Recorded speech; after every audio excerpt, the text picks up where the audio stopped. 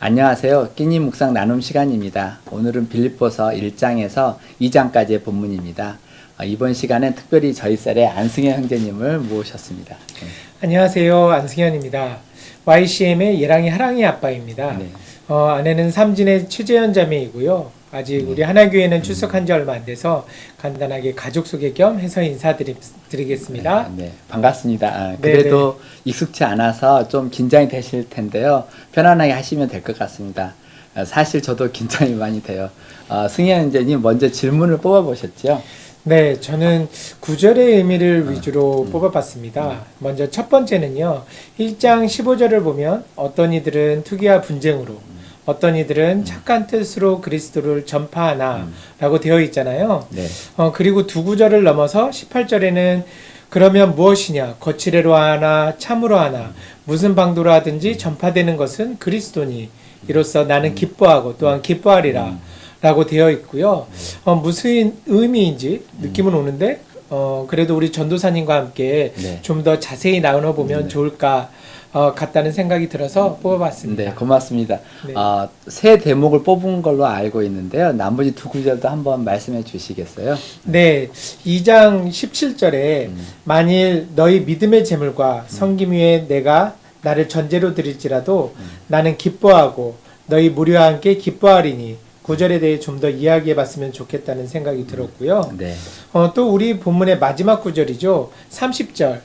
그가 예수 그리스도의 일을 위하여 죽기에 이르러도 자기 목숨을 돌보지 아니한 것은 나를 섬기는 너희 일에 부족함을 채우려 함이니라 라는 대목도 눈에 들어왔었습니다. 네. 방금 말씀해 주신 두 구절이 이번에 제가 영상을 준비하면서 마음속으로 제 개인에게도 울림이 컸었던 구절인데요. 이렇게 함께 나누게 되니 반갑습니다. 특별히 마지막 30절을 읽을 때는 제 속에 뭔가 뜨거운 것이 올라오더라고요. 원래는 우리 승현 형제님이 훨씬 더 심오한 질문을 준비해 오셨었는데 제가 답하기도 어렵고 해서 일단 구절구절 텍스트를 이해하는 식으로 가보자고 요청을 드려서 이렇게 조율을 했습니다. 그런데 위 구절들을 살펴보기 전에 제가 간단한 질문 하나 드리겠습니다. 아니, 질문은 제가 준비했는데 답변을 부탁드렸는데 그러면 저한테 다시 질문을 하시는 거죠? 네, 그러게요. 네. 여하튼 마이크는 제가 잡고 있어서 미안합니다. 네. 네, 괜찮습니다. 근데 조금 쉬운 질문으로 해주시면 감사하겠습니다. 네. 네. 화요일 본문이죠. 첫날인데요. 1장 1절부터 11절까지 한번 보면 서로 대립된다고 할까요? 그런 의미를 가진 단어 쌍이 많이 나와요. 혹시 느끼셨나요? 네. 저도 읽으면서 그 부분이 눈에 들어왔었는데요. 나, 그리고 너희가 엄청 많이 사용되고 있더라고요. 그렇죠. 빌립보서가 바울이 AD 61년에서 63년경 로마 감옥에 투옥된 상태에서 빌립보 교회 교인들에게 편지로 보낸 글이잖아요. 특히나 빌립보 교회 교인들은 그간 바울의 사역을 물신양면으로 도와서 바울이 특별히 깊은 애정을 가지고 있었던 형제들이고요. 물론 바울 입장에서 눈에 안 밟히는 교회가 어디 있었겠습니까만 빌립보서 곳곳에 그런 바울의 애정과 격려가 느껴져요. 그러니까 전도사님 말씀은 네. 나와 너희가 드립적으로 자주 등장하는 것이 이렇게 깊은 애정이 있는 빌립보 교회 성도들에게 네. 직접 가지 못하고 감옥에서 서로 떨어져서 편지로 연락할 수밖에 없는 네. 그런 상황이 더 그렇다는 거죠? 네, 그렇습니다. 그래서 제가 한번 세어봤어요. 1인칭 나에 해당하는 단어가 10번 등장하고요. 2인칭 너희는 11번 등장해요. 3절 내가 너희를 생각할 때마다 나의 하나님께 감사하며 7절 내가 너희 무리를 위하여 이와 같이 생각하는 것이 마땅하니 이는 너희가 내 마음에 있음이며 나의 매임과 복음을 변명함과 확정함에 너희가 다 나와 함께 은혜에 참여한 자가 됨이라. 또 8절 내가 예수 그리스도의 심장으로 너희 무리를 얼마나 사모하는지 하나님이 내 증인이시니라. 이런 식이에요. 물론 편지 글이니까 당연히 나, 너 이런 표현들이 많이 등장할 수 있지 않겠느냐 생각할 수 있지만요. 위에 3절, 7절, 8절만 봐도 빌립보 교회 성도인 너희를 호명해서 불러 깨운다고 할까요? 저는 이런 느낌으로 받아들였습니다. 그러니까 서로 만나지 못해서 안타까워서 너희를 네. 계속 부르는 것도 있지만 네. 사실 빌립보 교인들에 대한 애정, 고마움, 네. 격려의 마음을 담아서 영적으로 깨우고 있다는 것이군요. 네, 네. 그러면서 바울은 더 나아가는 것 같아요. 아까 살펴봤던 7절을 다시 보면요. 이는 너희가 내 마음에 있음이며 나의 매임과 복음을 변명함과 확정함에 너희가 다 나와 함께 은혜에 참여한 자가 됨이라라고 되어 있어요. 그러니까 이렇게 육신으로는 떨어져 있지만 또 너희는 내 마음속에 있으며 내가 이렇게 로마 감옥과 법정에서 어려움을 겪고 있으면서도 복음을 증거하고 선포하는 과정에 너희가 다 나와 함께 은혜에 참여했다고 하고 있어요. 우리의 마음 또 심령 깊은 곳에서는 하나였으며 하나님께서 이끌어주신 영적인 역사 속에서도 우리는 하나였다고 고백하고 있지요. 그리고 이어 8절에서는 내가 예수 그리스도의 심장으로 너희 무리를 얼마나 사모하는지 하나님이 내 증인이시니라 라고 말하며 바울의 마음이 그냥 자신만의 생각, 네. 마음이 아니라 철저히 그리스도 예수의 심장에 의한 것이라고 선포하고 있어요. 네. 말하자면 바울이 빌립보 교인들에게 성령 깊은 곳에서는 나와 여러분은 하나였고 하나님의 은혜의 역사 속에서도 하나였으며 당연히 이 심령 깊은 곳에서는 예수님의 심장이 자리하고 있다고 말하고 있는 거네요. 당연히 이 모든 것의 추동력은 예수님의 심장이겠고요. 네, 바울이 너희가 내 마음에 있다고 말할 때 마음이라는 단어의 헬라어는 카르디아인데요. 내면, 심령, 진정성 등과 같이 추상적이고 영적인 측면을 가리킬 때 사용된다고 해요.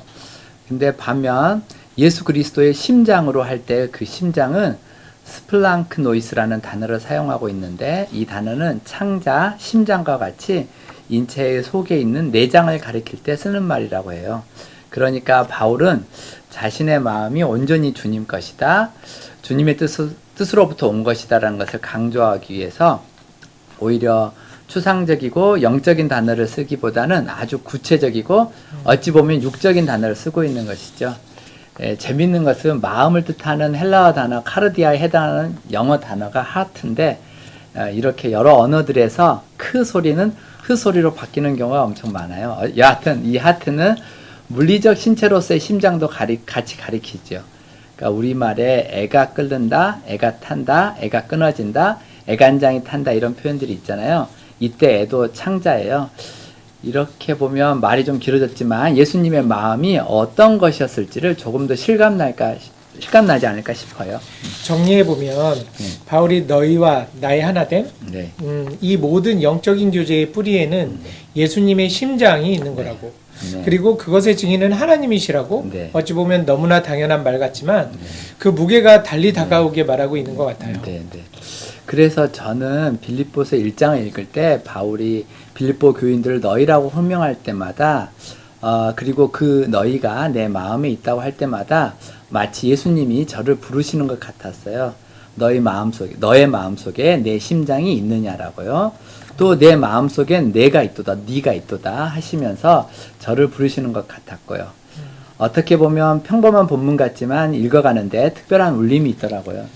네. 그러니 바로 위에 5절과 6절도 좀 더 잘 네. 이해되는 것 같아요. 네. 너희가 첫날부터 이제까지 복음을 위한 일에 참여하고 있기 때문이라 너희 안에서 착한 일을 시작하시니가 그리스도 예수의 날까지 이루실 줄을 우리는 확신하노라 아멘. 라고 나와 있는데 빌립보 교인들이 첫날부터 복음에 헌신하도록 이끌고 또 예수 재림의 날까지 계속 믿음의 경주를 하도록 이 모든 것을 친히 주관하시고 계시는 분은 곧 성령 하나님이시라고 말씀하고 있는데 우리 안에 성령님이 내주하신다는 것이 곧 이런 의미라는 생각이 드네요. 네, 네. 그럼 이제 승혜 형제님의 첫 질문으로 돌아가 볼까요? 1장 15절에서 18절까지 바울이 투기와 분쟁으로 하든 착한 뜻으로 하든 무슨 방도로 하든지 전파되는 것은 그리스도니 기뻐하고 또 기뻐한다고 한 뜻이 과연 무슨 취지일까 생각해 보자는 말씀이셨잖아요. 네. 투기와 분쟁으로 거칠애로 복음을 전하는 것을 바울이 과연 기뻐했을까? 네. 네, 그렇습니다. 15절에 착한 뜻으로 그리스도를 전파하는 사람들이 또 16절에서는 이들로 표현되어 이들은 내가 복음을 변증하기 위하여 세우심을 받을 줄 알고 사랑으로 한다고 되어 있는데 17절을 보면 그들은 나의 매임에 괴로움을 더하여 할 줄로 생각하여 순수하지 못하게 다툼으로 그리스도를 전파하느니라 네. 라고 나와 있어요. 그러니까 여기 17절의 그들은 앞에 나온 투기와 분쟁하는 이들이 될 것 같은데요. 네. 오늘 어떻게 외국어 이야기가 많이 나오는데요. 네. 영어도 이 this 있잖아. 이거 this가 텍스트에서 가까운 걸 가리킨다고 해서 후자, 그리고 that은 먼 것을 가리킨다고 해서 전자, 이런 뜻을 갖는다고 저희가 중고등학교 때 배웠잖아요. 네. 아, 그렇군요. 16절의 이들은 디스 같은 것이어서 뒤에 나온 어떤 이들, 네. 그러니까 착한 뜻으로 그리스도를 전파하는 사람들이고, 네. 17절에 나온 그들, 네. 그것은 대과 같은 것이어서 앞에 나온 투기와 분쟁으로 전하는 어떤 이들을 가리키는 거겠군요. 네. 네. 간단한 이야기를 제가 괜히 복잡하게 설명한 것 같은데요. 여하튼 바울이 투기와 분쟁으로 복음을 전하는 걸 잘했다고 할 것 같지는 않아요. 그런데 여기에는 약간의 배경이 있어요. 주석가들에 따라 조금씩 다르긴 한데요. 앞에 나온 이 투기와 분쟁으로 하는 어떤 이들이 바울이 로마로 가기 전 이미 유대주의적 경향을 가진 채 당시 교회를 이끌고 있던 지도자라고 생각하는 흐름이 있어요. 그러니까 이들이 바울이 등장한 후에 자신들의 입지가 약해지니까 바울을 시기하고 경쟁하는 마음에서 복음을 더 열심히 전하게 되었다고 설명하는 방식이겠네요. 네, 그렇습니다. 네. 17절 나의 매임에 괴로움을 더하게 할 줄로 생각하여 라는 대목이 쉬운 성경에서는 또 감옥에 있는 나를 속상하게 하려고 라고 좀 더 원색적으로 표현되어 있어요. 이를테면 바울이 감옥에 잡혀있는 동안 경쟁의식에서 더 열심히 사역한 사람들을 지칭한다는 식이지요. 굳이 첫 번째 등장하는 어떤 이들이 먼저 자리 잡았던 유대주의적 지도자들이라고 하지 않더라도 당시 로마 교회 형제들 중 바울과 조금 불편한 관계에 있다가 열심히 사역한 사람들이라고 볼 수도 있겠고요. 또 저희들도 사실 까딱 잘못하다 보면 시기와 분쟁으로 또 사역할 수도 있잖아요. 네. 이제 그림이 좀 확연히 잡히는 것 같습니다.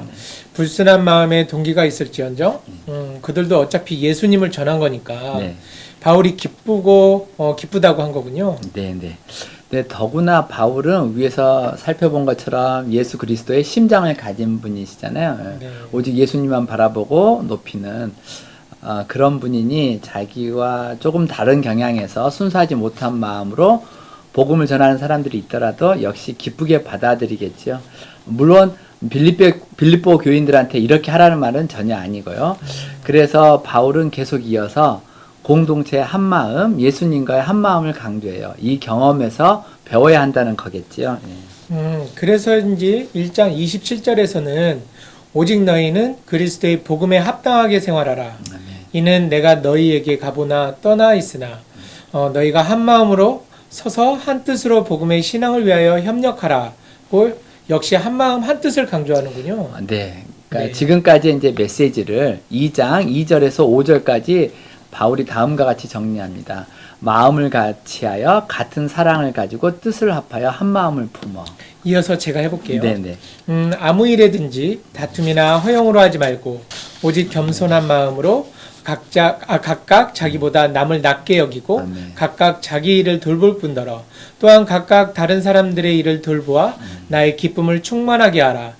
너희 안에 이 마음을 품으라. 곧 아멘. 예수 그리스도의 마음이니. 네. 그러니까 이렇게 해서 이제 바울의 메시지가 결국 그리스도 예수의 심장, 예수의 마음으로 돌아왔습니다.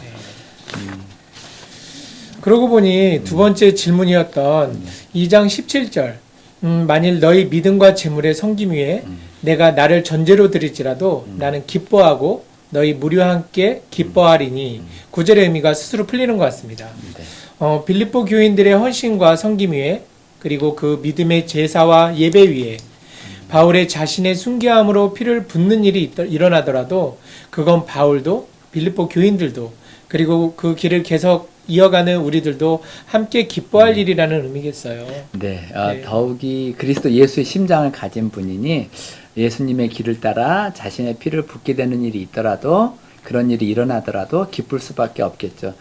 제 개인적으로도 이 대목에서 꽤 오래 머무르며 묵상해 보았습니다. 다시 한번 믿음의 결단도 했고요. 네. 세 번째 질문이었던 2장의 마지막 구절인 네. 30절 그가 그리스도의 일을 위하여 죽기에 이르러도 자기 목숨을 돌보지 아니한 것은 나를 섬기는 너희의 일에 부족함을 채우려 함이라. 이 말씀도 울림이 있네요. 네, 네. 네. 이 빌립보서와 함께 그간 바울을 도와주며 섬기던 에바 브로디도가 건강이 나빠져서 원래 자신이 사역하던 빌립보 교회로 돌아가게 되는데요. 네. 바울이 이 에바 브로디도를 잘 보살펴 달라고 또 존귀하게 여기라고 당부하는 말씀이지요. 그간 너희를 대신해 나를 위해 섬기고 사역하느라 죽기에 이르러도 자기 목숨을 돌보지 아니한 에바 브로디도가 돌아가니, 그리고 너희 일의 부족함을 대신 채워줬던 그가 돌아가니 이젠 너희가 그의 필요들 또 부족함을 채울 차례라는 암시와 함께요. 저는 교회가 공동체가 머린 예수님을 따라가며 서로의 부족함을 채워갈 때, 그리고 부족하나마 그리스도의 장성한 분량까지 한 걸음 한 걸음 나아갈 때 말할 수 없는 감동과 감사의 고백이 올라옵니다. 특히 요즘 선교사님들이 안식월로 들어와 계시는 분들이 꽤 있으신데요. 지금뿐만 아니라 나중에 이분들이 하나님의 맡기신 사명을 충분히 마치고 돌아오셨을 때 그분들이 저희의 부족함을 채워줬던 것처럼 그때는 저희가 또 그분들의 부족함을 채워드려야 할 줄로 압니다. 예, 승영 형제님 어떠셨어요? 간단히 소감을 나눠주시면. 네. 제가 이번에 빌립보서를 읽으면서 처음에 들었던 생각이 바울은 계속해서 기쁘다. 그리고 기뻐하라 라고 말하고 있는데요. 어떻게 바울은 감옥에서 고난을 당하면서도, 그리고 로마에서 이런저런 분쟁에 휘말리면서도 이럴 수 있을까? 그리고 그런 기쁨의 근원을 제 스스로 아주 깊게는 잘 모르고 있는 것 같은 느낌이 들었는데요. 나는 어떻게 해야 하나? 이런 내용이 있었고, 오늘 나눔 통해서 어떤 길을 통해서 가야 할지 조금은 가닥을 잡은 것 같습니다. 네, 감사합니다. 네. 오늘도 묵상 가운데 주님을 깊게 만나는 하루 되시길 축복합니다.